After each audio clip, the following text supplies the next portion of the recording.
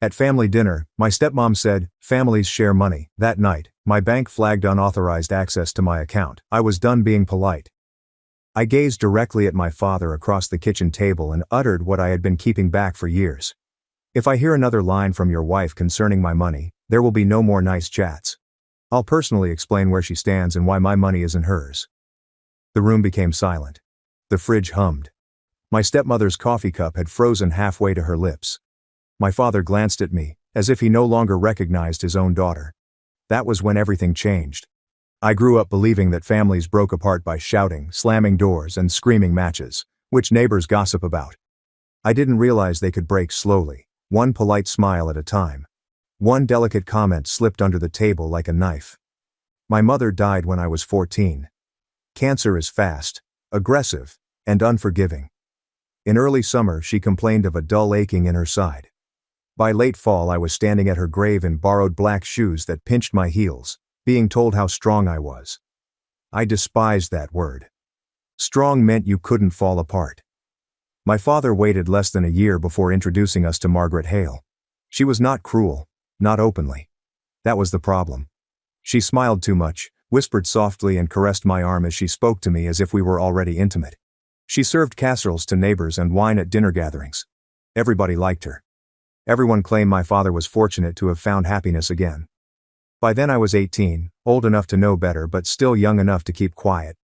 When I departed for basic training 3 years later, my father held me tightly and told me how proud he was. Margaret Hale cried just enough to appear supportive without smudging her mascara. "We'll take care of everything here," she explained. I trusted her when she said, "You just focus on your future." Or perhaps I needed to. The military taught me discipline, patience, and control. It taught me to listen more than speak, to read a room and to be patient. Those lessons rescued me later, even if I didn't realize it at the time. And the first remark concerning my money came during my 3rd year of duty. We were on video call.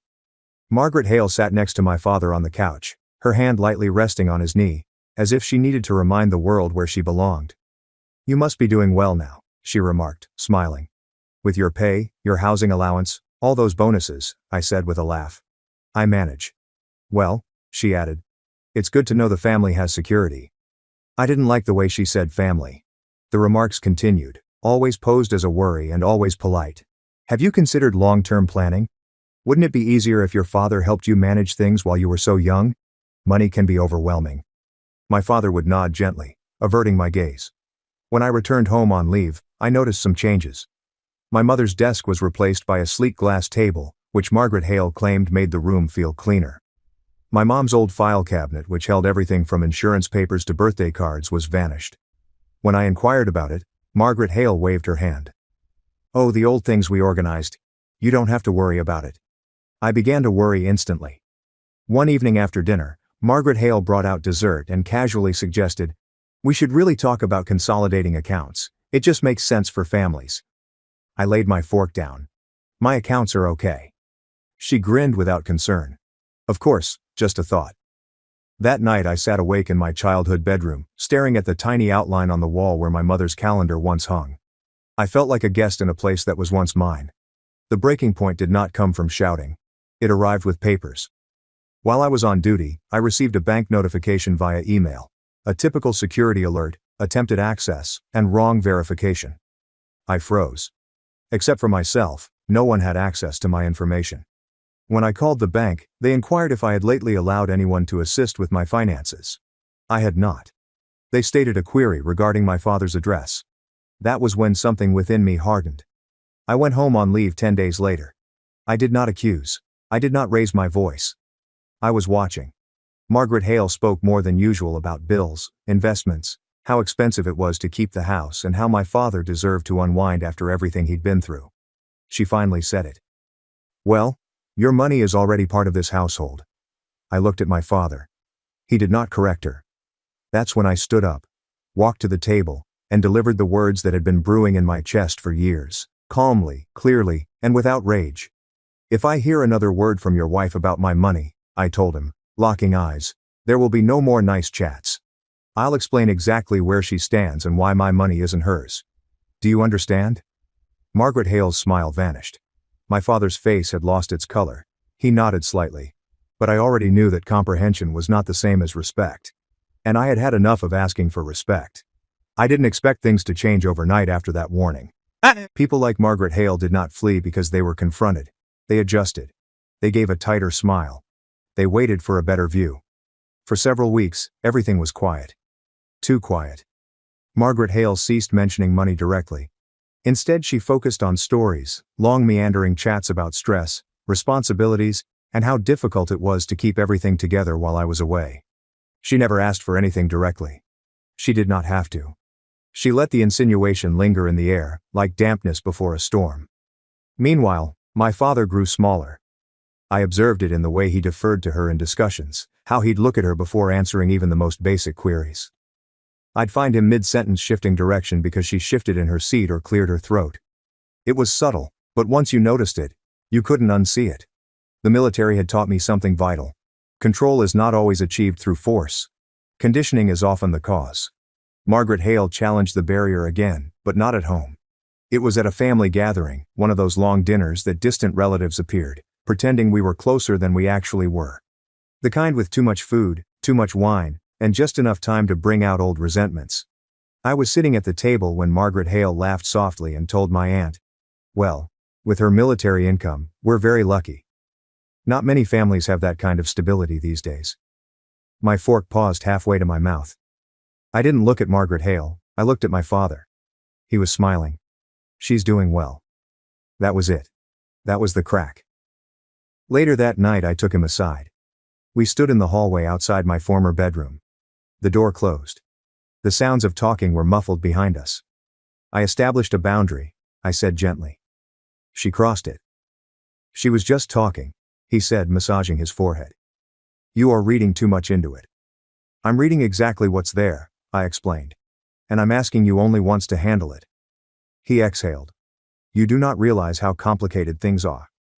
That sentence explained everything. Complicated generally indicated that excuses had already been made. A few days later, another alert arrived from the bank. This was not an access attempt, it was a request for information about the beneficiary. Someone had inquired about the process for adding an authorized user. I did not challenge them, I documented everything: dates, times, statements, feedback, emails, and screenshots. I'd learned long ago that emotions dissipate. Records did not. Margaret Hale became bolder after that, interpreting my silence for capitulation.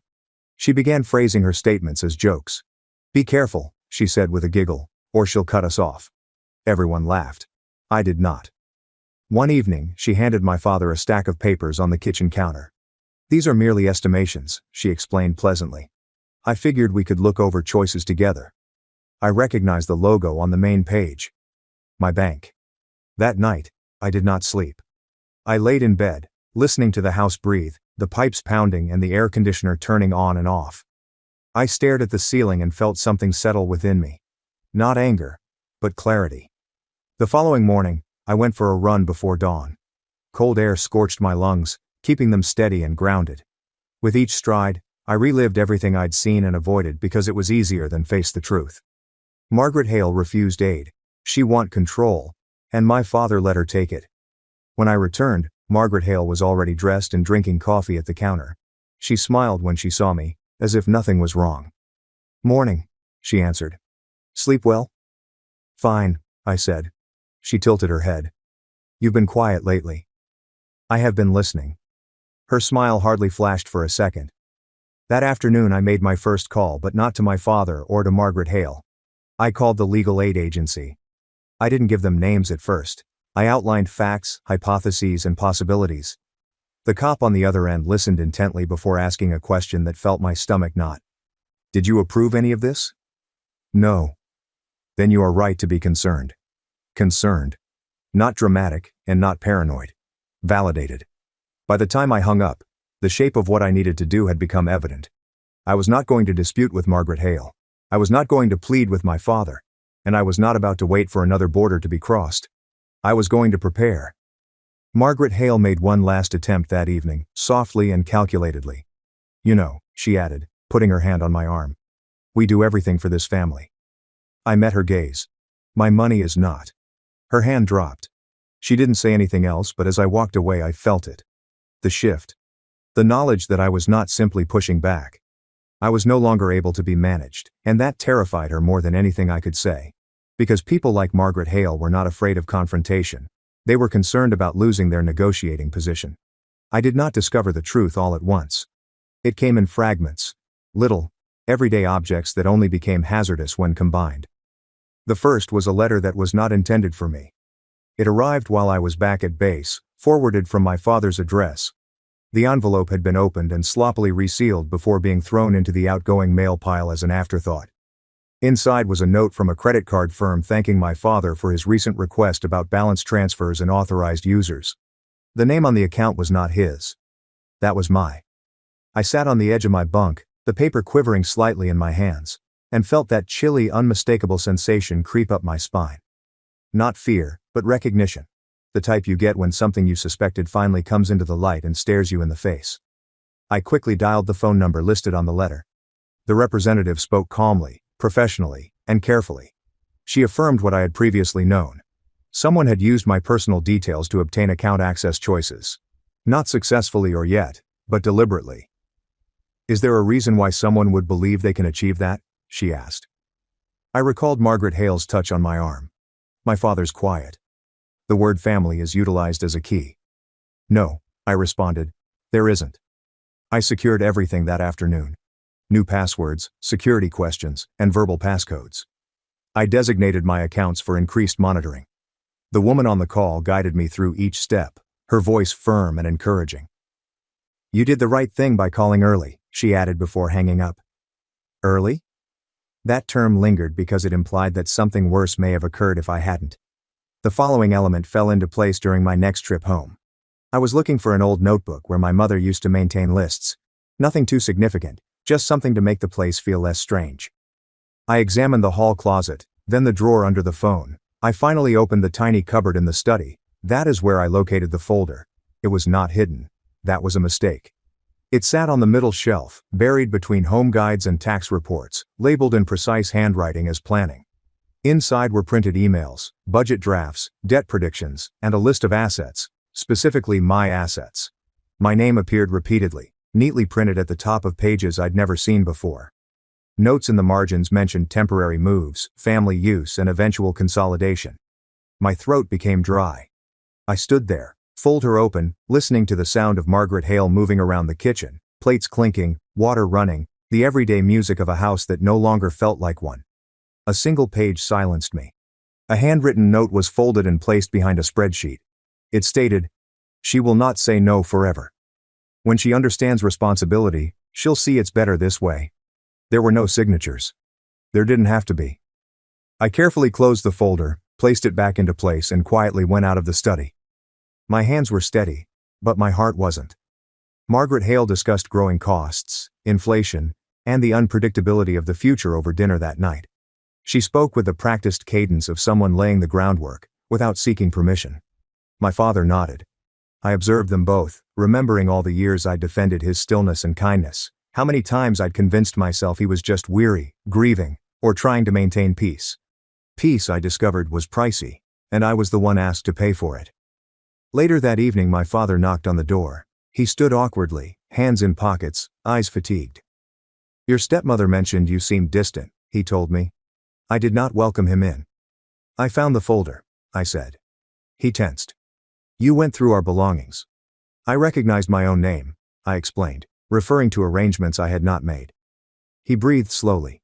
She was simply thinking forward. For who? She's worried about the house. About us. So what about me? He looked away. That was my response. After he went, I perched on the side of the bed and let myself to feel it. Not fury, not grief, just a dull aching from clarity. The realization that my father was not being influenced. He was participating. The following morning I called the fraud department. This time I didn't use hypotheticals. I described the letters, questions, documents, handwritten notes, and addresses. The tone on the other end changed immediately. Don't confront them, the agent said. Continue documenting. We will open a file. A file? It sounded little and professional, but it held weight. By the time I returned to base I had established a system. I scanned all of the documents I found. I photographed handwritten notes. I preserved emails and documented talks, including dates, hours, and exact phrasing. I stored copies in 2 secure locations. I learned about the laws that were relevant to my accounts, state, and situation. The military had taught me to prepare for contingencies, so I did. Margaret Hale saw the difference before my father did. "You've been really busy," she replied over the phone, her voice light. "You hardly tell us anything anymore." "I'm focused," I said. "That is good," she remarked. "We all need to do our share." I nearly laughed. Instead, I ended the call and recorded her statements in my journal. The final piece arrived unexpectedly. An email from a loan officer was accidentally forwarded to me instead of my father. A short apology, followed by an attachment. A draft application collateral detailed estimated future income. Mine. That's when I knew. This was not excessive. It wasn't a misunderstanding. It was a strategy. Strategies could be dismantled. I didn't get much sleep that night. I lay awake, listening to the familiar sounds of the barracks, the rhythmic breathing around me, and the hum of fluorescent lights. I remembered my mother, how meticulous she had been, how she labeled everything, and how she used to say that preparation was a form of love. I finally realized what she meant. By daybreak, the anguish had turned to resolution. They interpreted my silence as consent. They assumed my distance indicated stupidity. They were wrong. They would soon find out how wrong they were. I did not change my behavior right away. This would have been too obvious.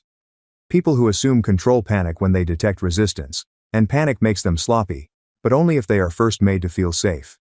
So I remained polite. I answered Margaret Hale's calls. I replied to my father's messages. During video chats, I smiled and discussed work without going into detail. I inquired about the house, their health, and other topics that made me appear interested, but received no response. Inside, I was creating something precise. Every morning before work, I went over my notes, dates, times, statements, and the language Margaret Hale used when she thought she was being subtle. My father deferred instead of intervening. I treated it as I had been trained to treat intelligence. Verify, confirm, and document. Emotion was ineffective here. The structure was not. I opened a new account with a different bank that my family had never used. I redirected my deposits. I set up alerts on every existing account. I froze my credit. When the confirmation emails arrived, I saved them in a folder labeled Simply Evidence. I contacted legal assistance again, this time with specifics, names, documents, and screenshots. The officer did not interrupt. After I finished, he leaned back in his chair and folded his hands. "This isn't a misunderstanding," he said calmly. "This is attempted financial exploitation." Hearing it said aloud had an effect on me. It removed the final layer of doubt. This wasn't a family conflict. It was considered misconduct. "What are my options?" I inquired. He outlined them clearly. Civil remedies, precautionary measures, and, if necessary, criminal escalation. He emphasized choice and control. "You decide how far this goes," he explained. That night I contacted the bank again. Not the general line, but the fraud unit that is handling my case. I asked questions. I learned the procedures. I learned about timelines. I learned which types of documentation were considered important and which were ignored. Margaret Hale messaged me while I was on the phone, just checking in. "Your father has been stressed. We are all worried about you. I've saved it." The next step was the most challenging. I had to let them believe it was working. I casually mentioned that doing everything alone was exhausting. I said I was overwhelmed. Margaret Hale heard uncertainty in my voice for the first time. She leaned in immediately. "You don't have to do this on your own," she said gently. "Families share burdens." "I understand," I replied. "I'm just not sure where to start." Her voice grew warmer. "Your father can help. We both can." That was when I realized she believed she had won. Over the next few weeks, she pushed carefully. A suggestion here, a form there, and a remark about how much easier it would be if everything was centralized. She framed it as support, but the paperwork revealed a different story. Each attempt was recorded in my file. My father avoided my gaze whenever the subject came up. He never stopped her. The silence became its own record. I began rehearsing the conversation I knew would come. Not emotionally, but strategically. What I would and would not say, where I would pause, and where I would allow silence to do the work. I deliberately chose this setting. A family dinner on neutral ground with witnesses close enough to matter but not enough to turn it into theater. I didn't want a spectacle. I wanted clarity. Margaret Hale looked stunning in the evening. She was always confident when she felt in control. She discussed the future, stability, and how proud she was of our girl. Halfway through dessert, she mentioned it. "We've been thinking," she said, looking at my father. "Maybe it's time to formalize some things." I set down my spoon. "What things?" I inquired. She smiled. "Just precautions in case something happens." "Whom should I ask?" She hesitated for a moment. "To each of us." I nodded slowly. "I have already secured my accounts." Her smile wavered. "Oh yes," I said, "and I've spoken with my bank and legal counsel." The table became quiet. My father's face had lost its color.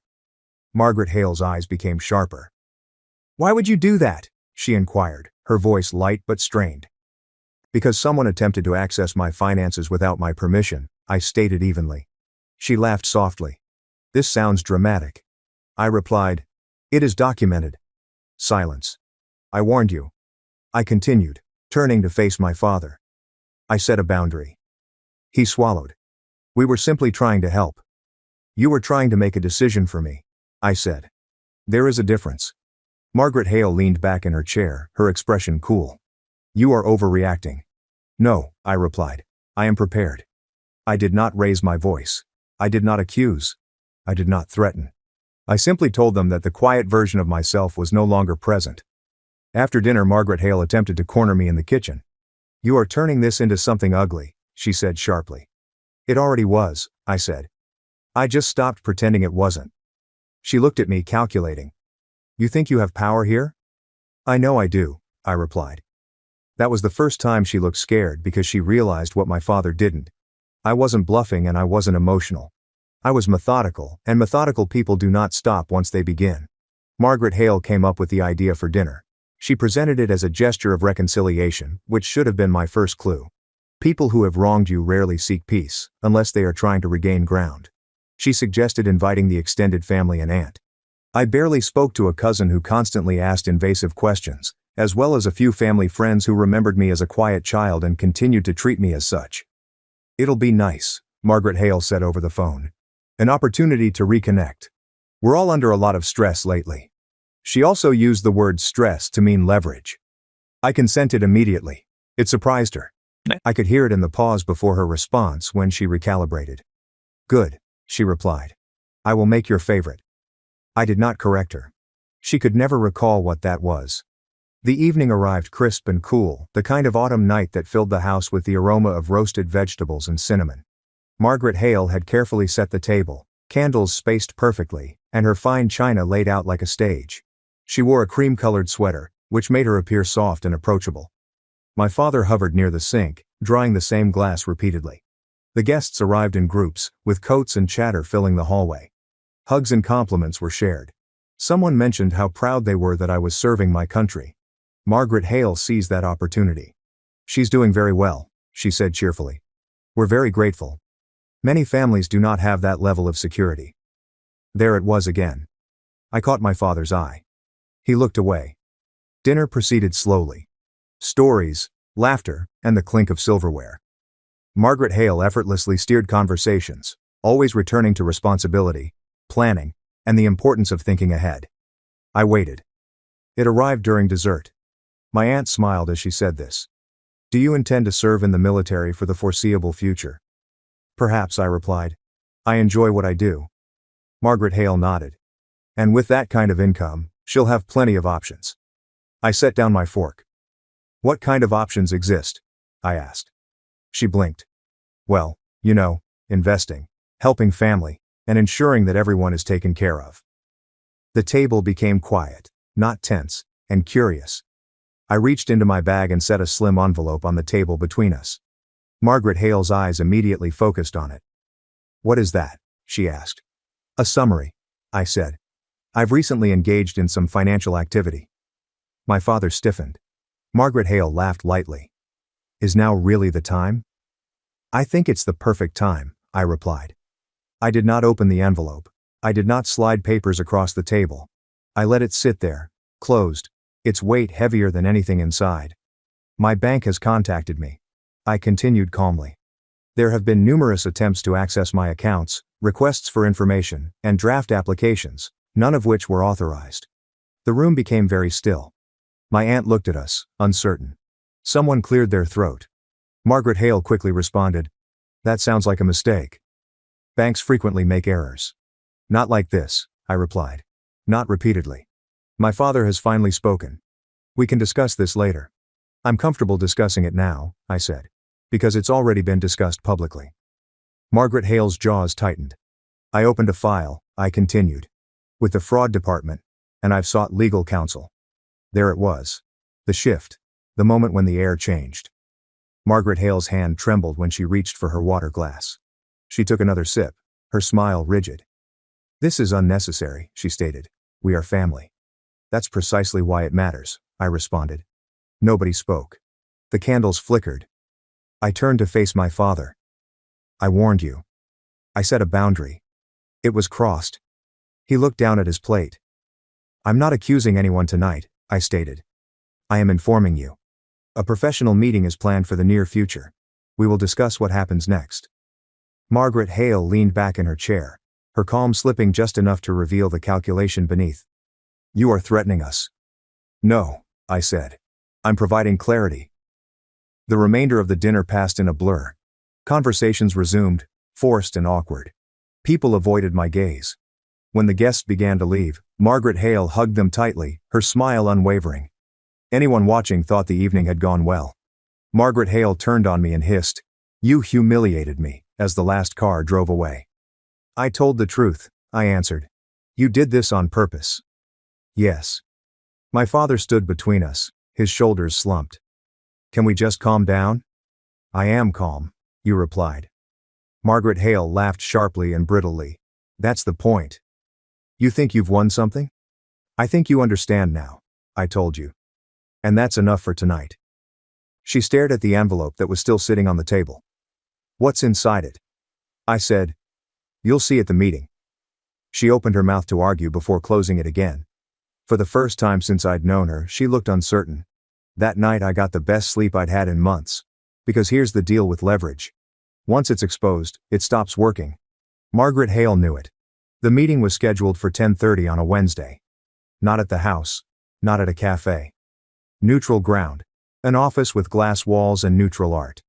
The kind of place designed to keep emotions from staining the furniture. I chose it deliberately. Emotions blur edges. Paper sharpens them. My father arrived first. He looked older than he had a week earlier. His shoulders were hunched. His tie knotted too tightly, as if he'd pulled it that way to remind himself he was still in control of something. He nodded at me when I entered, the gesture stiff and uncertain. Margaret Hale arrived nearly 5 minutes late. She wore a dark blazer and heels that clicked sharply against the floor each step, announcing her presence like she still believed this was a stage she could command. She smiled at the receptionist, at the framed certificates on the wall, at everyone except me. We sat. The mediator introduced herself, then the attorney I'd retained. Quiet, precise, a woman who spoke only when necessary. I noticed Margaret Hale watching her hands instead of her face. That told me something. "Let's begin," the mediator said. I didn't speak first. Margaret Hale did. "This is all very dramatic," she said lightly. "We're here because of a misunderstanding." My attorney slid a folder across the table. "It's documented," she said. Margaret Hale's smile tightened. The mediator cleared her throat. "Perhaps we should start with the facts." So we did. Timeline. Dates, attempted access, unauthorized inquiries, draft applications, the handwritten note. The collateral listing expected future income, mine. Each item was presented calmly, methodically, no accusations, no raised voices. Just facts. My father stared straight ahead, his jaw clenched. Margaret Hale shifted in her chair, crossing and uncrossing her legs. "This doesn't prove intent," she said. "People plan. Families plan for other people's money," my attorney asked. Silence. The mediator turned to me. "What outcome are you seeking?" I took a breath. I had rehearsed this. Not the words, but the steadiness. "First," I said, "a formal acknowledgement that my finances are mine alone. No shared access, no inquiries, no future planning without my written consent." Margaret Hale opened her mouth, closed it. "Second," I continued, "a signed statement confirming that any prior attempts to access or leverage my accounts were unauthorized." My father flinched. "Third," I said, "a commitment that my name, Income and expected future earnings will not be used in any financial discussions, applications or representations going forward. Margaret Hale leaned forward. And if we don't agree? I met her gaze. Then the fraud file moves forward. The room went very quiet. My father has finally spoken. You'd do that to us? I looked at him. I already did it to protect myself. He rubbed his face with both hands. We were just trying to make things easier. For whom? I asked. He didn't answer. The mediator interjected gently. There are alternatives to escalation, settlement, boundaries. That's what I'm offering, I said. Margaret Hale laughed softly. You're enjoying this. No, I replied. I'm ending it. She turned to my father. You're going to let her do this? He hesitated. That hesitation, the space where he should have defended me years ago, was all the confirmation I needed. My attorney placed another document on the table. This outlines the terms, she said. If signed, no further action will be taken. Margaret Hale scanned the page quickly, her face changed as she read. This limits us, she said sharply. It protects me, I replied. And what about family? She demanded. Family doesn't require access to my accounts, I said. She looked at my father again. Say something. He swallowed. Margaret Hale. Maybe we should just sign. Her head snapped toward him. After everything I've done for you. The mediator raised a hand. Let's keep this productive. Margaret Hale leaned back, her composure cracking. You're choosing her over me. My father stared at the table. I'm choosing to stop this from getting worse. She laughed, then bitter, sharp. You always do this. You retreat. I watched them detached, as if observing a pattern finally visible from the outside. I'm not asking you to choose sides, I said. I'm drawing a line. The mediator slid the pen across the table. Margaret Hale didn't reach for it. My father did. Wait, she said. If we sign this, what happens? The matter ends here, my attorney replied. Provided there are no further violations. Margaret Hale's fingers curled into her palm. And if we don't, then the documentation is forwarded, I said, today. She stared at me. Really? Looked at me for the first time without calculation. You think you're so disciplined? She said quietly. So controlled. I am, I replied.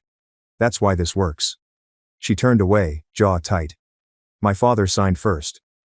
The sound of the pen on paper was louder than I expected. Margaret Hale stared at the document for a long moment, then snatched the pen and signed with a sharp, angry stroke. The mediator collected the papers. Thank you, she said. We'll finalize this. As we stood, my father lingered. Can we talk? He asked me quietly. I shake my head. Not today. Margaret Hale walked past us without a word, her heels echoing down the hallway, each step heavy with something like defeat. Outside the air was cool and clear. I took a breath and felt something loosen inside me. Not relief exactly, but completion. I hadn't won. I had concluded. And sometimes that was better. The silence afterward was unfamiliar. Not the awkward kind that followed arguments, or the brittle quiet that settled over a room when someone refused to apologize.